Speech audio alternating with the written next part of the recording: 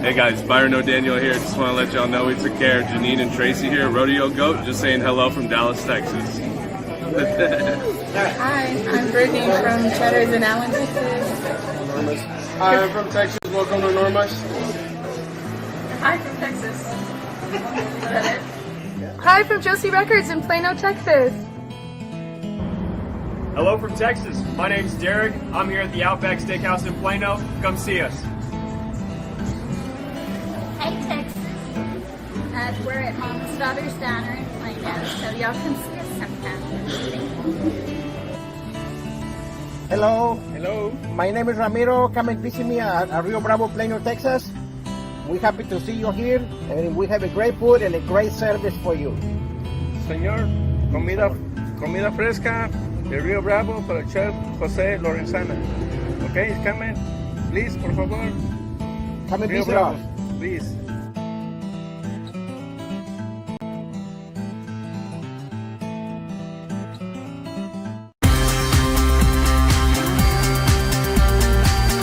Whether you're looking to buy, sell, or invest, my team and I are happy to help. We work across all price points and specialize in helping clients relocate from anywhere in the country. Give me a call, 214-708-2450.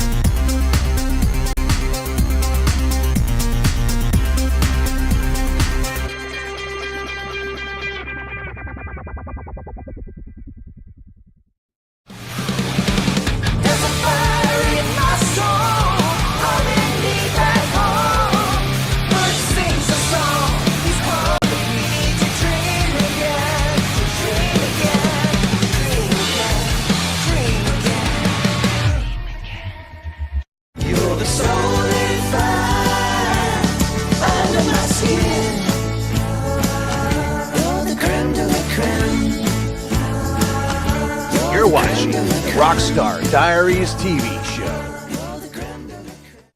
Hey, welcome to Rockstar Diaries, Healing Out Loud. We have with us Vangelis Kalogirou. Did I say that right?